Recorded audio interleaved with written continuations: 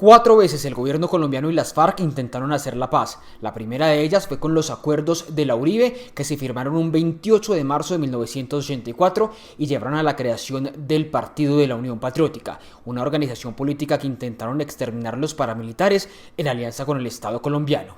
Esta es la historia.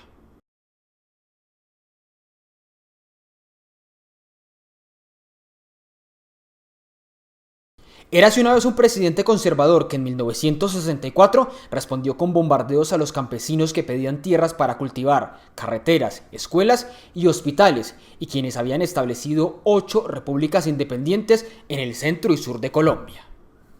Ese presidente era Guillermo León Valencia, quien intentó neutralizar al grupo de campesinos comunistas, liderado por Manuel Marulanda Vélez, Tiro Fijo, que eran los alias de Pedro Antonio Marín, con la llamada Operación Soberanía.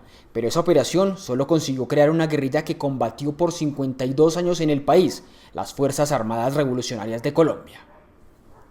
Pasaron 20 años desde aquella operación militar en Planadas, Tolima, para que las FARC se sentaran a hablar, pero de paz, con otro conservador, el presidente poeta Belisario Betancur, quien estaba obsesionado con la paz y no con la guerra.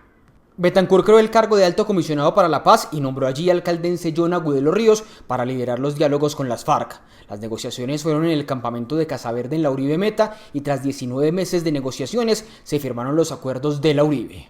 Esos acuerdos establecían un cese al fuego o tregua bilateral, comprometía al Estado a otorgar amnistía a los guerrilleros y también impulsar una reforma agraria y permitir la elección popular de alcaldes. De esas promesas surgió la UP, la Unión Patriótica, un partido legal con el que las FARC buscaban hacer su tránsito a la política, pero que desde el primer momento fue silenciado a punta de bala por cuenta de una macabra alianza entre grupos paramilitares anticomunistas y el Estado colombiano, entre ellos muchos militares que estaban en el gobierno. En medio de ese intento por hacer política, el cofundador de las FARC, Jacobo Arenas, fue precandidato presidencial en 1986, pero renunció por amenazas. Lo mismo ocurrió con Iván Márquez, quien abandonó su candidatura para incorporarse a la guerrilla. En los años siguientes, la violencia contra la UP se intensificó. Esta macabra alianza les quitó la vida a los candidatos presidenciales Jaime Pardo Leal en 1987 y Bernardo Jaramillo Ossa en 1990.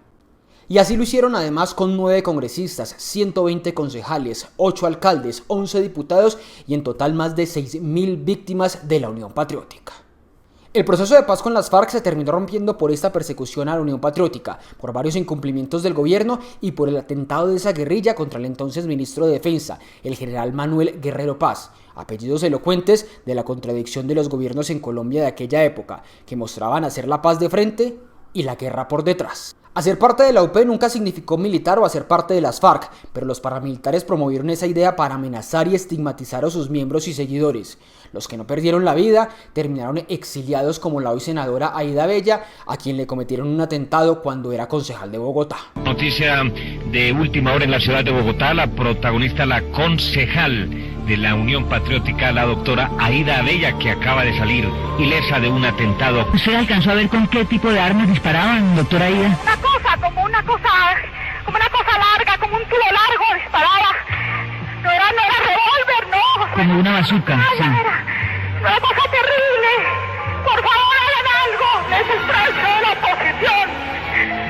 Nos quieren matar porque somos de la UP.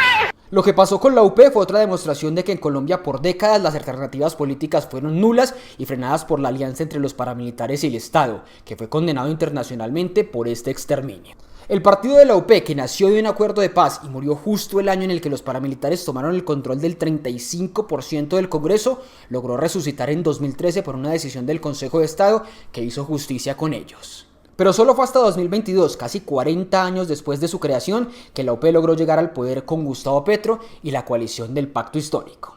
¿Y ustedes qué opinan de los acuerdos de paz de la Uribe y lo que pasó con la Unión Patriótica? Los leo y respondo sus comentarios.